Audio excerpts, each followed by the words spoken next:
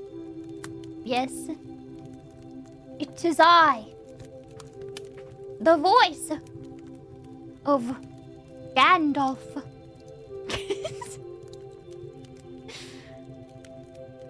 Oh no.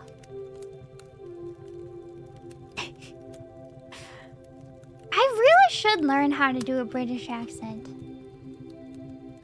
I feel like that would help me in so many ways.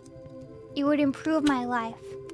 How to do a British accent. Let's see.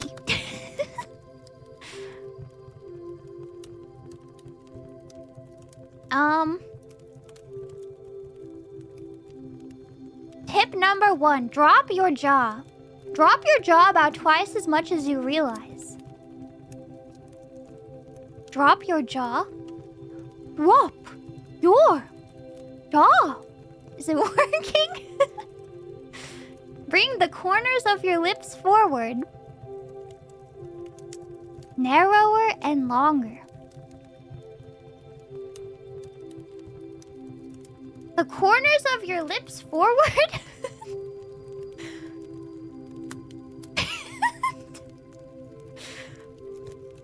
The shape you need to make is almost like a kissing face. So, draw, more, floor, floor. I think it's working.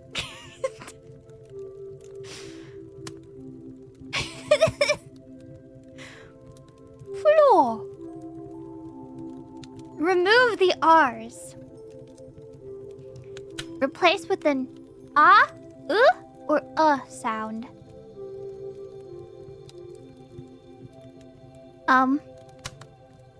The R in hardly would be replaced with an so it would be pronounced hardly.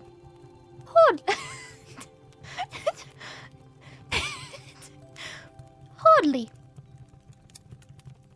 Whereas the R in Harry would be pronounced Hardy. Hurry. Hurry. Hurry. Hurry. Harry Potter. Is it working? There's nothing ew about you. The sound oo should be pronounced as ew, as opposed to the oo sound. Ew. Think about how the word you is said. You. You. You. Ooh is banned. It was rigged from the start. I had no chance from the very beginning. British Fauna says, ew! Stupid. Duty. Duty. Stupid. Stupid. Stupid. Is it working? Consonants need your attention. Consonants should be pronounced more than you think. I think I already pronounced my consonants a lot. Battle. Battle.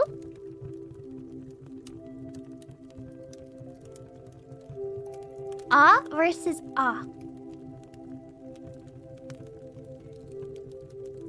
or I don't understand. I'm worried about tomorrow. It's not working.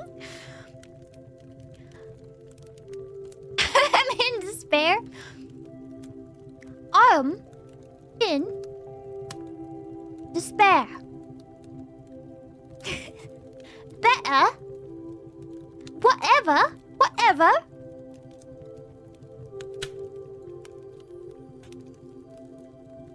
Did you turn the tap off? It's getting better. Drop the R. Better. Whatever. Did you turn the tap off? Apartment. Apartment. Is it working? The improvement is noticeable. Can you... Can you... You... Stew. You... Can you... Run a warm bath for me? Can you run a warm bath for me? Enthusiasm. Choose. Wait, that doesn't sound right. Choose. Supposed to drop the R. All R's? Can you... How do you say run? Do you drop it if it's at the start? Warm bath. Warm bath. My accent will improve if I look smug. Can I look smug? Hold on.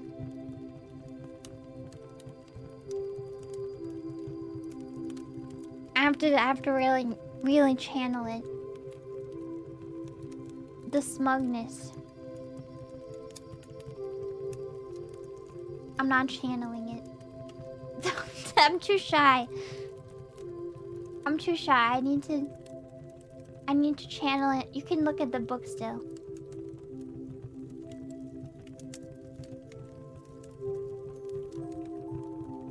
Okay. I've channeled it. Those kind of sound like Stardew Valley.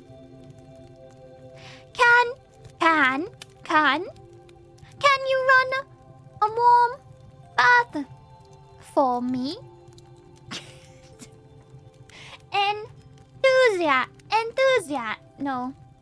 Enthusiasm. It's getting worse. Student. Have you heard this new tune? Have you heard this new tune? Have you heard this new tune? Words are better. Have you heard this new tune?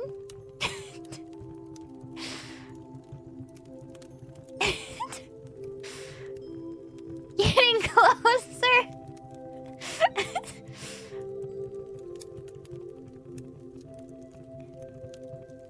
These chips are bang for your these chips are how do you say are? These chips are bang bong? Not bong. For your buck. Like, these chips are bang for your buck. It's going back to American. No R? Never? These chips are bang for your buck. You are buck. Oh.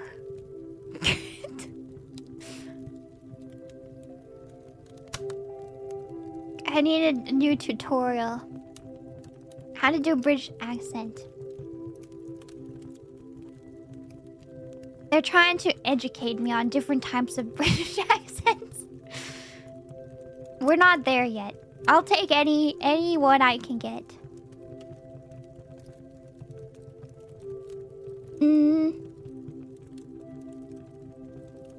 Tip number 4, persevere. That's for actors. Oh, WikiHow! I need WikiHow. Start with the R's. Speakers don't roll their R's in most British accents. Squirrel.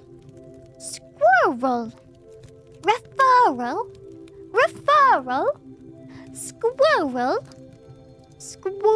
Squirrel.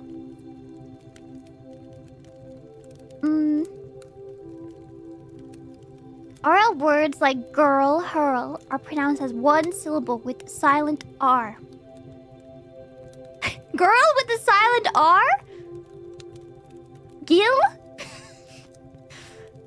Girl. Girl. Girl. Girl. Girl. Girl. Girl. Girl. Hull. Girl. Girl. Get back here, girl. Get back here, girl. I don't know if it's working. Turning into Jack from Resident Evil 7.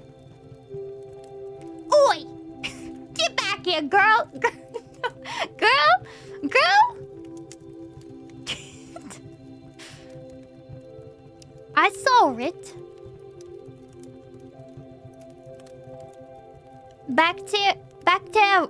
How do you say bacteria without the R? Bacteria are small.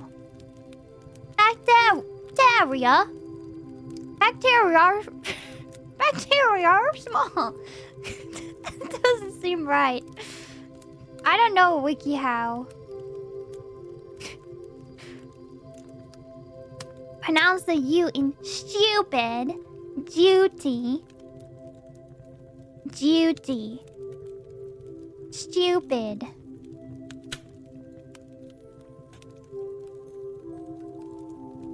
Pot. Pot. Gloss. Gross.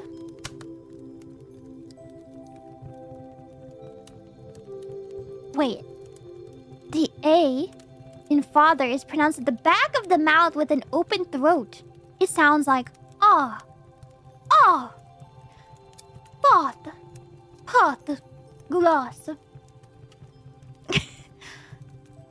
Father. Father. Father. Father. I demand your finest biscuits. Father? Like that? Get in there.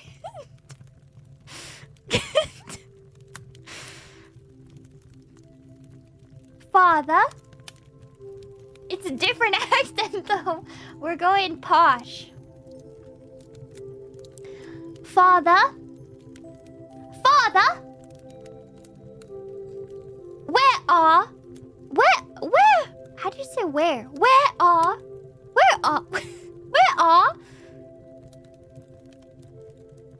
Father? Where? Father, where did you park the car? Father? The only word I can pronounce is father.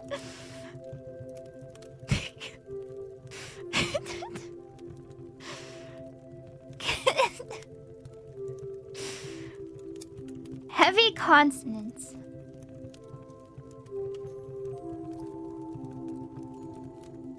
Human. Human.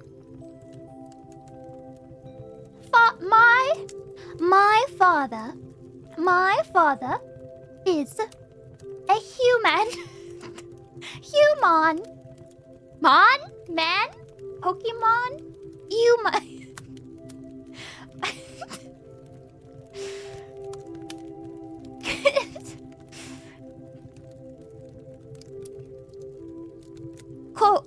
Correct. How do you say correct? Wait, it has two R's, so you can pronounce one of them. Correct. Correct. How do you pronounce only one? Correct. Is that the rule? I don't know. Correct. My father is a fan of Nanashi Mumei.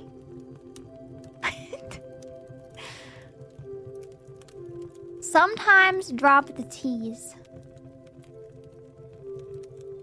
Mountain. I climbed the mountain yesterday.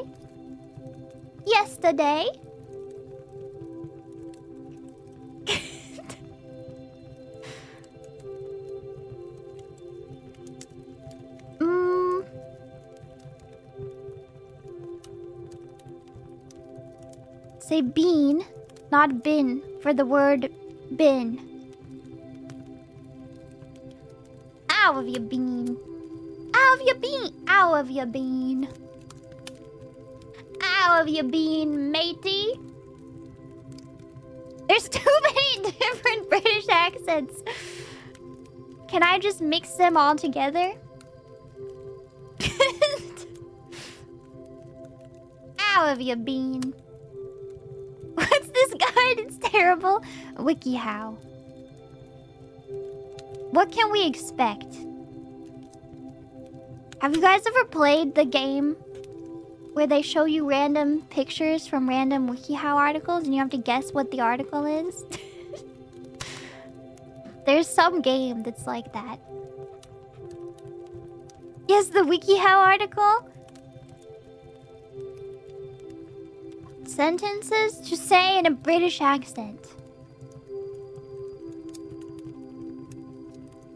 Fancy a cuppa? Fancy a cuppa?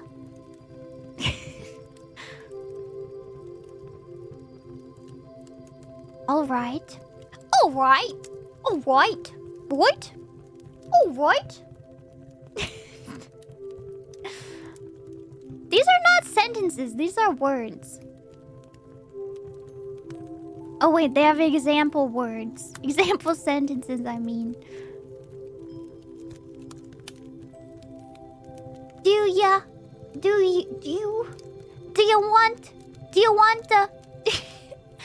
want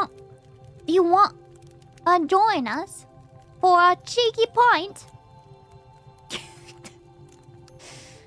Do you want to join us for a cheeky pint?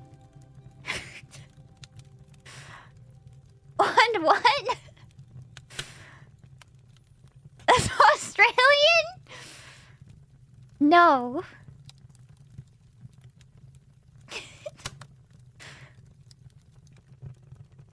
I'm chuffed to bits.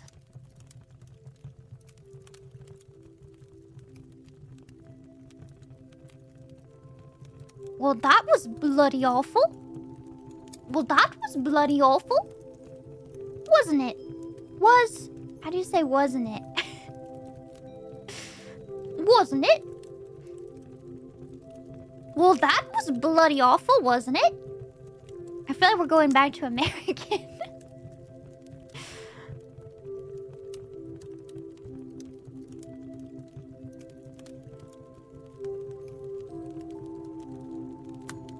Oh, look at that. No, too American. Look.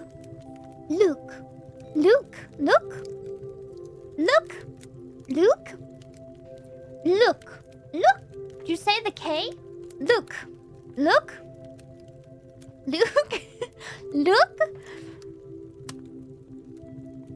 Oh, look at that.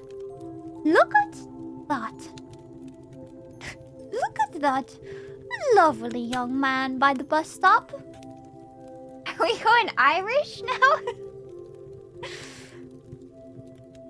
Look at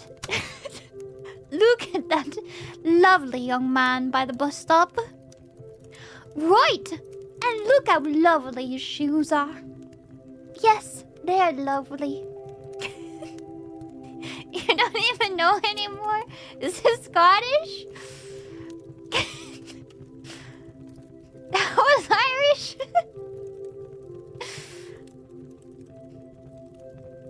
Lovely? Oh, look at that lovely young man by the bus stop. Right! And look how lovely his shoes are. Yes, they're lovely. Accent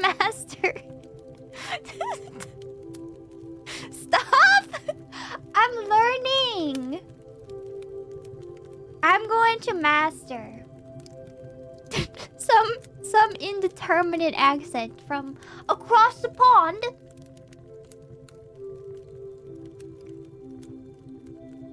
Look, Mummy, I drew a picture of the family. Look, Mummy, Look, Mummy, I drew a picture of the family. Oh, that's a lovely dear. Oh, that's a lovely dear. Let's hang it on the fridge. I like how the child and the mom have different accents. Picture. Oh, that's lovely, dear. Let's hang it on the fridge right away.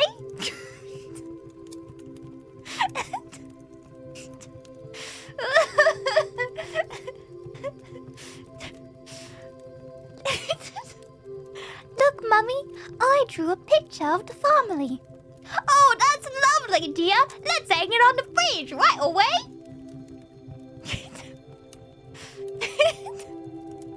Peppa Pig stream? Maybe I should.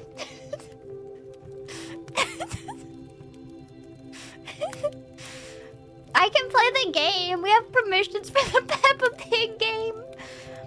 And I can try to do a British accent the whole time. Maybe it'll teach me.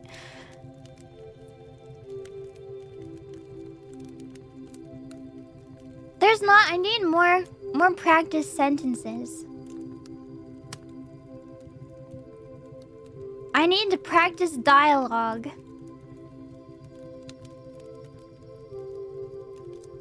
Give me British dialogue.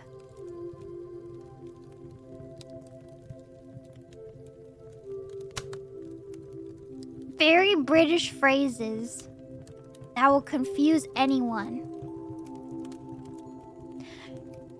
She's great fun, but she's a few sandwiches short of a picnic. Picnic.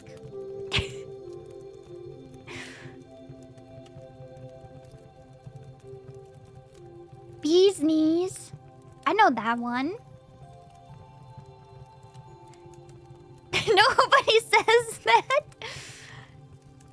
She's great fun, but she's a few sandwiches short of a picnic. Oh, beehive. The beetles are the bee's knees.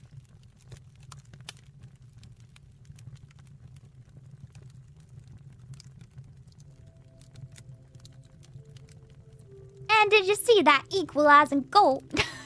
It's changing again. And did you see?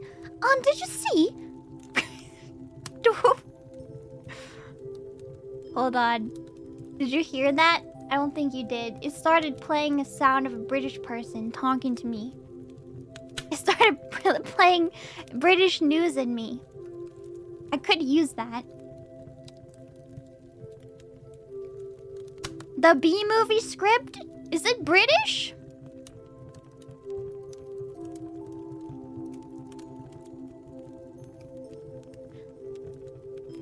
Press. How do you say press without the R? It doesn't seem right without the R. Press? Press. Press down the clutch. You say the R in press? Press? Press down the clutch. Not wrong. Put it into gear and slowly ease off the clutch again. Bob's your uncle. You're driving.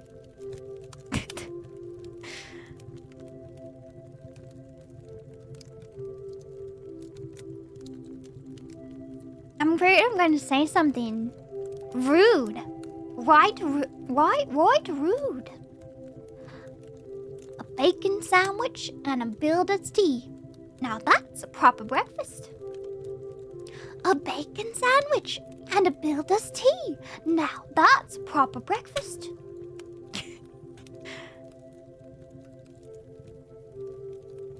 Would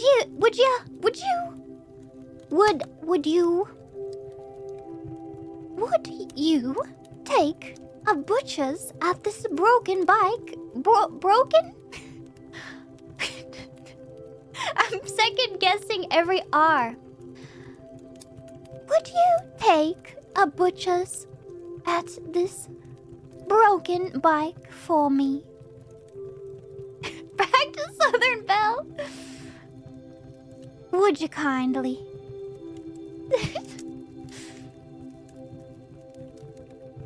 Joe's children are so cheeky. They tied my shoelaces together last week. Joe's children. Joe's children are so cheeky. They tied my shoelaces together last week. I'm still going. I'm practicing. We're practicing.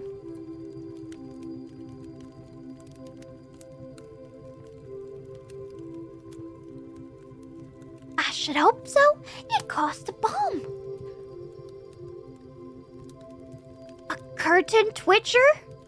That sounds so wrong. He's obsessed with anything that happens on the street. He's a bloody curtain twitcher, but he still won't sign for our packages. He's obsessed with anything that happens on the street. He's a bloody curtain twitcher, but he still won't sign for our packages.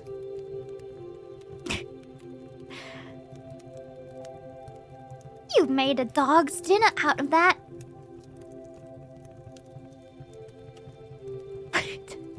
Full of beans! I was just talking about this one. It's British? Goodness, you're full of beans this morning. Goodness. How do I say it more posh? Goodness, you're full of beans this morning.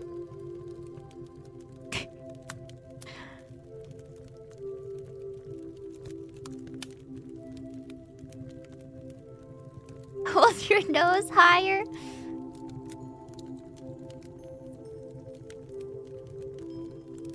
I want things to say in a British accent.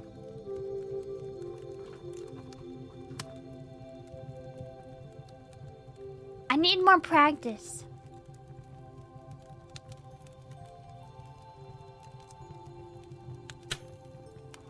We could just start reading Lord of the Rings, I guess. Watch some Harry Potter. How to learn an English accent using 12 phrases. I run into my cousin in the cafe the other day. The police eventually pulled up to the speeding car. I found a parking spot and pulled up exactly outside his office. I'm glad you finally decided to show up for our rehearsal. I was talked into going, even though I would have rather stayed at home. The inflection is changing. I sound like I'm melting. They carried on to their destination, despite the hail and sleet. The 2-year-old carried on terribly, when he couldn't have a cookie.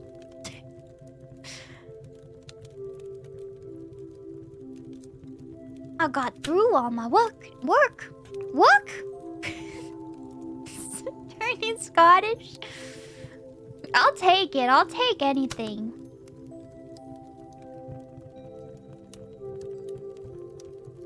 Now, what if I just start talking in a British accent on my own? Perhaps that can be my practice. I shall use my own words. I don't need any website to tell me what to say. Is it working? Do I sound more British? Diana? Why, I shall take that as a compliment. You're losing her. Why, I've been gone from the very beginning. We're getting there. sometimes if you just start dropping all the letters, then you seem more British already. It's going back to fun. No, I dare say. I am not talking normally. Rather, I am talking in a most dignified way. As a proper gentle lady shall speak. Quite. Now, please excuse me. Please, excuse me. Excuse me. I fancy myself a cuppa, and I shall be having it with much cream and sugar, as they do across the pond. Although I am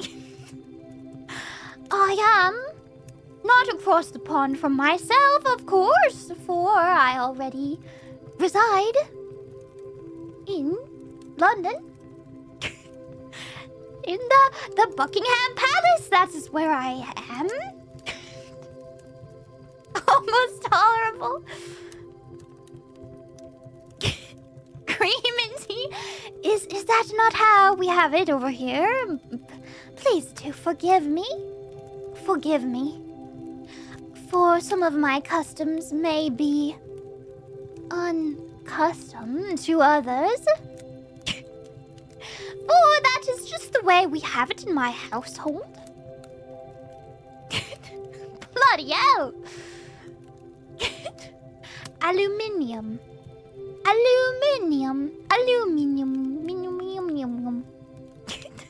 You don't believe me? Well, you should. And crumpets. Why, I certainly do love a crumpet. Milk? Not cream? Fancy a biscuit? I do love biscuits. I certainly love to eat them in the morning. Top of the morning. With some gravy. And sausage.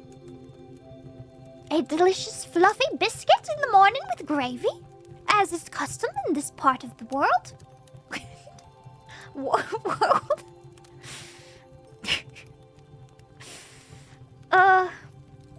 Okay.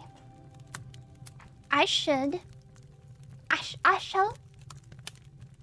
There is no reason to stop doing. It's getting worse. There is no reason to cease this accent. I will simply carry on and read the super chats. Super chats. With the same accent, because it is practice, you see. We are here to practice this accent today. Super chats. Supers. Supers. Gonna question every R for the rest of my life. I am. How am I supposed to do the sapling rap in British? Well, all we can do is try now, can't we? It's not possible. It's already impossible. It's just too much, isn't it?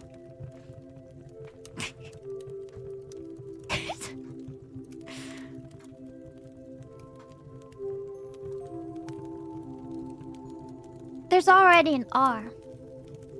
Rob, misery. It's turning French. How do you say misery in a British accent? Missouri. Ho ho ho. Misery.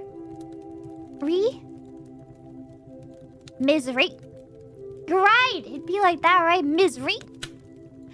Occultist. Luke. Wolfhound. Mace. Illy Buns. Scrimford Voice. Ortizan. Matt. Diego. Username no. Albion. chocolate. Zoinks. Renin. Green tea. Gloskun. Ghosty. Harman. Surf. KD. Andrew. Swagnamite. Blue Robot. In the Mood. K-Rose. Paul. Acaranta. Orange Milkshake. Jeff S. Glow. Drago. Radalad. Sisamutso. Evan. Kaiju Ranger. Candlemancer. Santa. High H. Matthew. Rainy 35. Evie. Cup Chef. Final Atonement. Urpel. Sevens. Asta. CDR. Snowbound Whale. Redenox. King Shark. Wombat. Moon Pie. Splinterman. Outrun the Wind. Thurman. Die-Die. Tracker. Yukari. Snip. Neko Trash. Casual Ono. Benjo. Reconcile.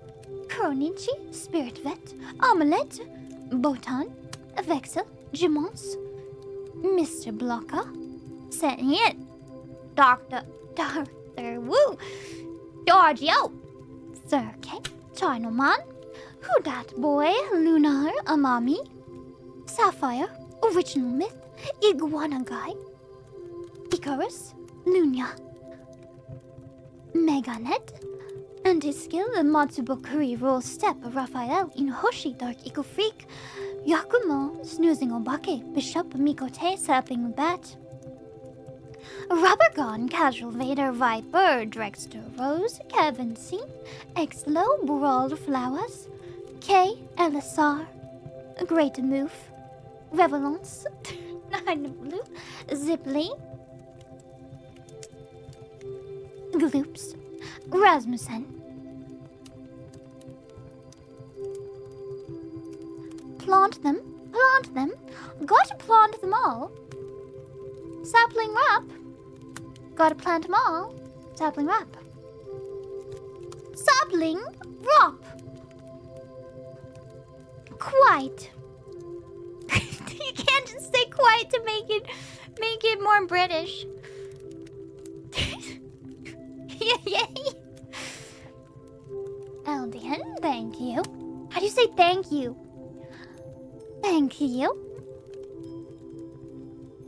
Good luck playing Outer Wilds. It is certainly a wonderful experience. Thank you. Thank you. Thank you. Thank you. Not a thonk. Thank you. Thank you, Zoinks.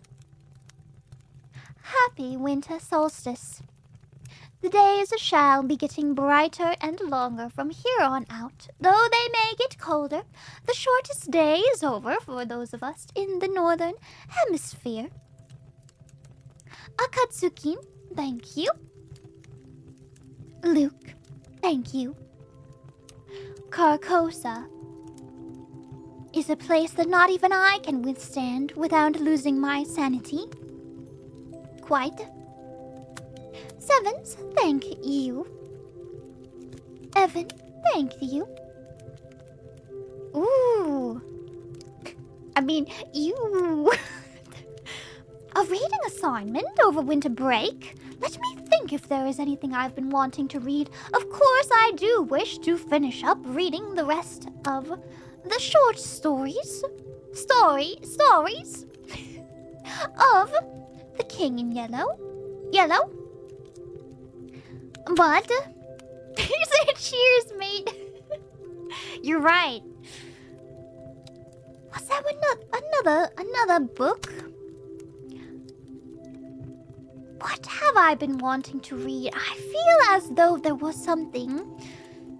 The next book in the Three-Body Problem series, Dark Forest, I believe.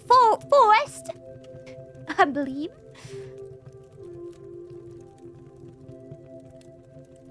KDB Coy. Cheers, mate. Thank you.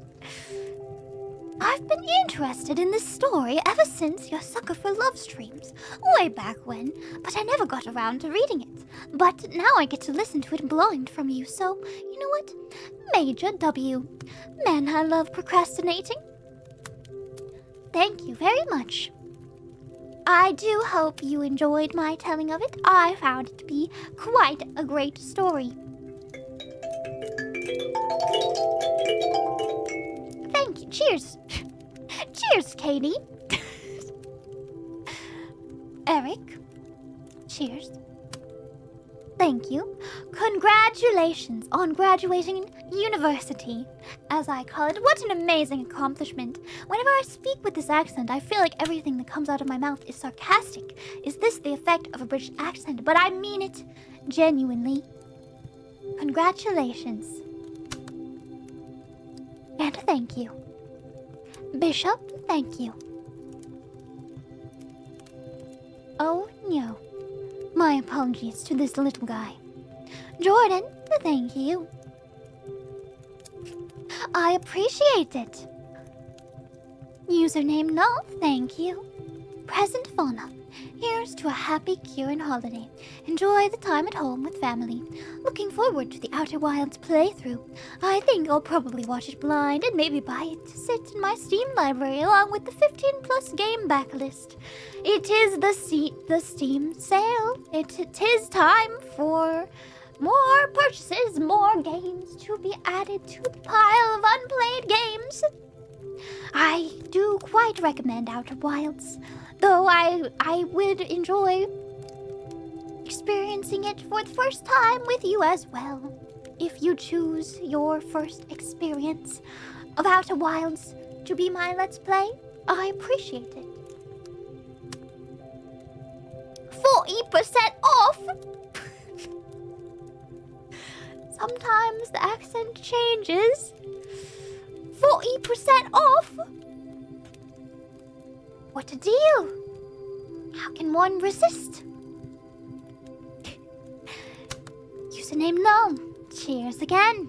Future Fauna. I've had a fantastic year with all the streams, concerts, and an absurdly lucky meet and greet as a sapling. Thanks for bringing so many beloved books and games to the library. Backpack Battles and the 3-Body series are probably my favorites.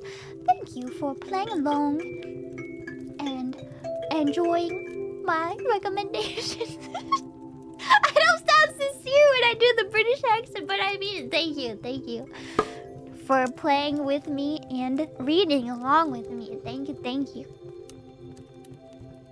Estella, thank you. Story time with Fauna. Yippee!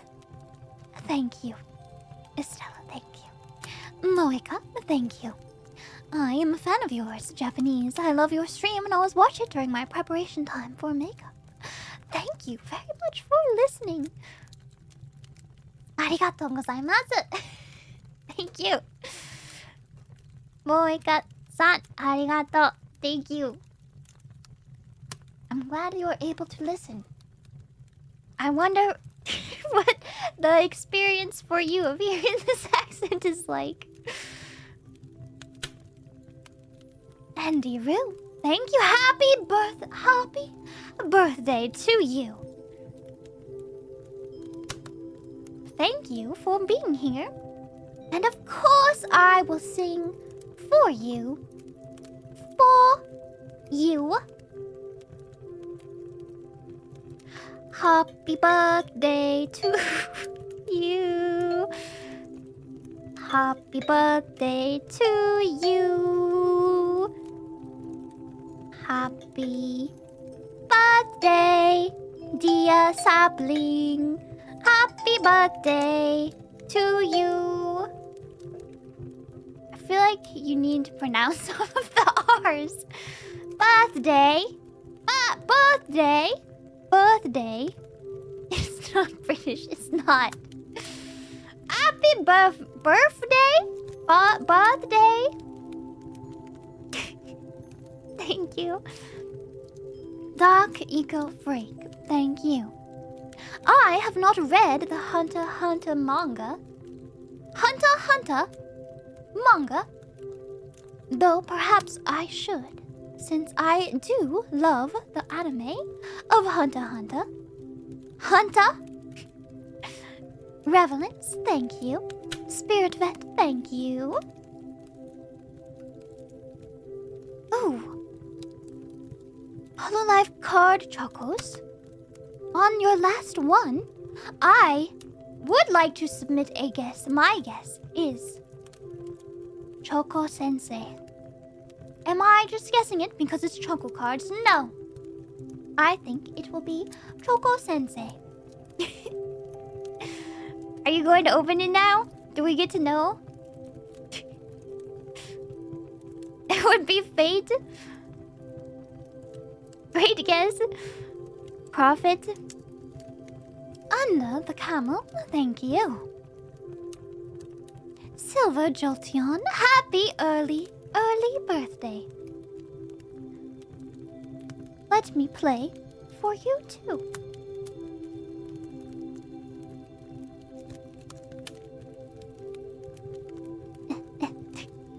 Happy birthday to you. Happy birthday to you. Happy birthday, dear sapling. Happy birthday to you. Something came upon me. My accent changed drastically for one moment. Well, I have heard that many Brits, such as myself, do tend to sing with an American accent. Did you say America with an R? Revelance, thank you. 9 Blue, thank you very much. Fire birthday, first birthday super chat. Birthday is until next Saturday, but wanted to squeeze this in before your well-deserved vacation. Hope you have a good vacation and happy holidays. Why, thank you. Let me sing for you as well. Thank you, happy birthday. Happy birthday to you. Happy birthday to you. Happy birthday, dear sapling. Happy birthday to you. Sentient, thank you. A great move, thank you. Elder Lily, thank you. I am very excited to start premiering my Outer Wilds Let's Play. If I haven't talked about it enough already, I've been working on the thumbnails. Even the thumbnails I've been having quite a lot of fun with. I commissioned some special artwork to use for them by a wonderful artist that I have been a fan of. And I do say they are quite cute. Eternal, thank you. Bishop, thank you. I appreciate it. Sean, thank you. Jeff S., thank you very much. Thank you kindly. I hope you have a Merry Christmas and you enjoy your time with your family on your break. P.S. I took your advice and just finished Outer Wilds ahead of your Let's Play, and I'm simply floored. Cannot wait to watch your playthrough. Thank you kindly. I am chuffed to hear that you enjoyed Outer Wilds. The ending truly does leave you in a state of being floored. I shall play my kalimba for you.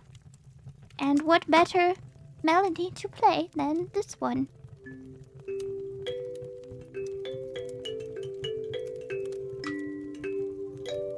I messed up.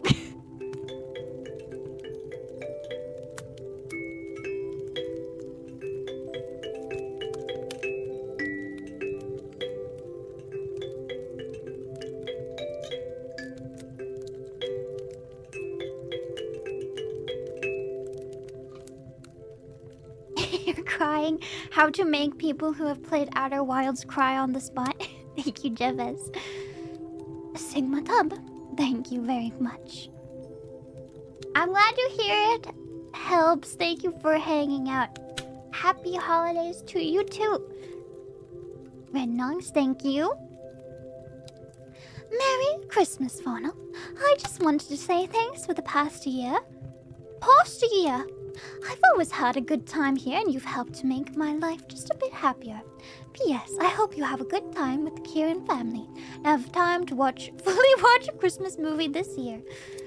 That's right, last year I failed to finish my Christmas movie.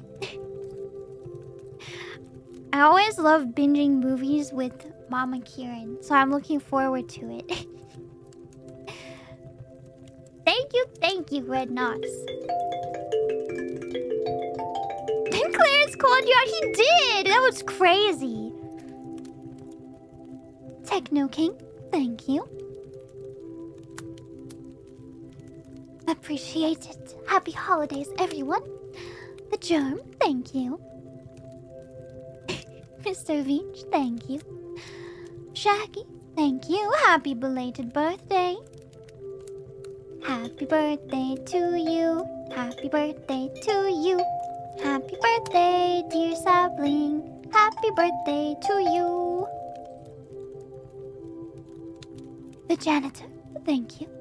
Matthew, Numra, thank you. Merry Christmas and Happy New Year, Fauna. I hope you had a great time with your family and enjoyed your break. I feel like it's just turning into like a sophisticated American lady accent. I can't wait to watch your Overwatch Outer Wilds Let's Plays.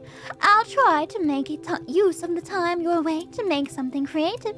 Thank you for being my goofy gaming Oshi. Thank you, Matthew. I look forward to seeing whatever you create. If you decide to share it. Thank you, thank you. Fongban, thank you. Speaking of Fongban, Fongban did the art or the Christmas medley, which is coming out today in a few hours, right before we play Lethal Company. So make sure to give that a listen.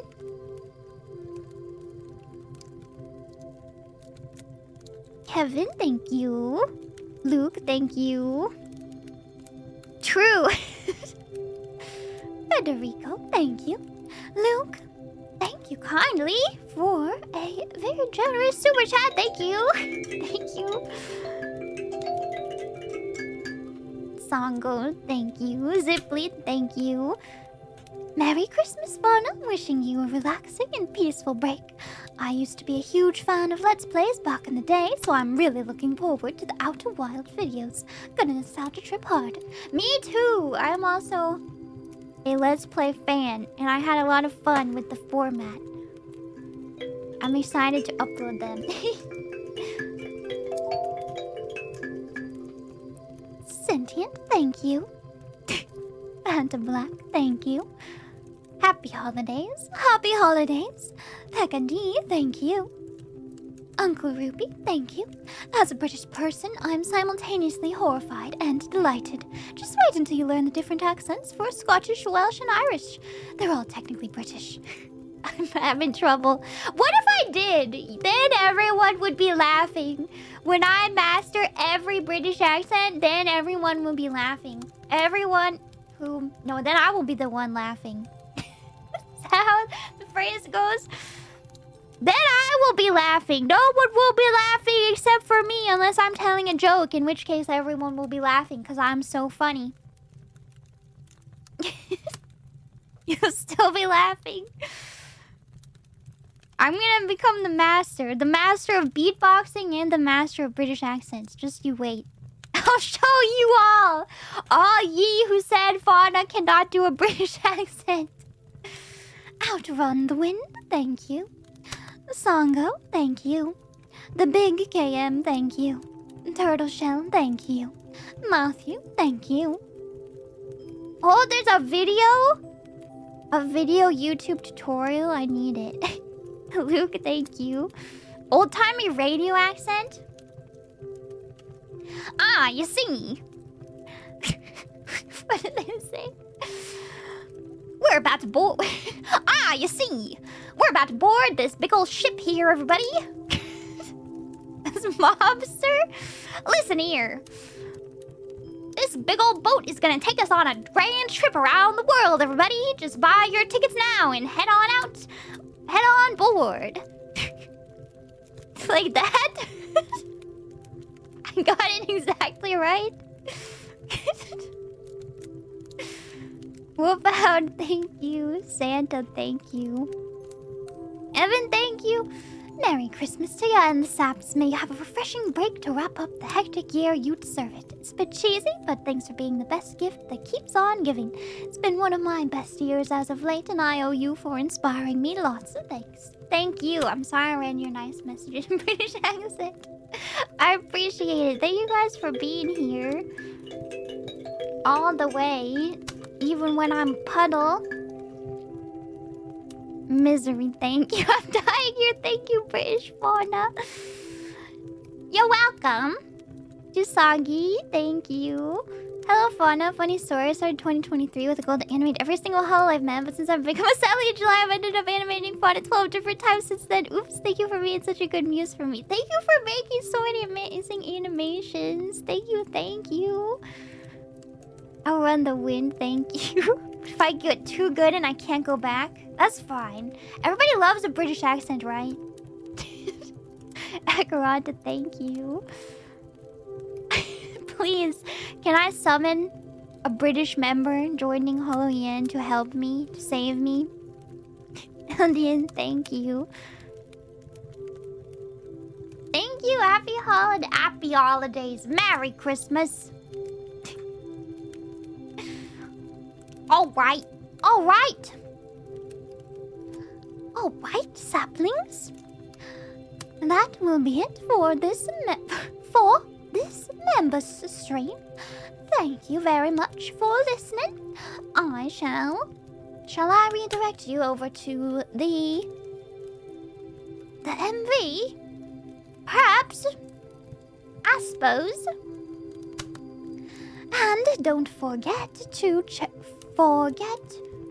out the Lethal Company collab tonight. I believe we will all be streaming our perspectives. Mine is already up.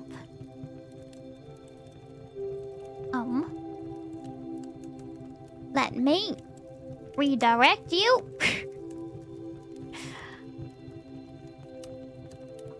On over. I'm not allowed. But Bay just raided them. How come I'm not allowed? You don't have redirect permissions to this channel? But Bay just redirected? Hey! Hey! Okay, fine. Then I'll just redirect you to my own video. I won't spread the love then. I'll just send you to my own video. Whatever. Lethal Company. What are we? Some kind of lethal company? No Christmas spirit this time. That's right. Right. Humbug. Okay, thank you for hanging out. I will see you guys later today. Bye-bye. Fun. Well, bye.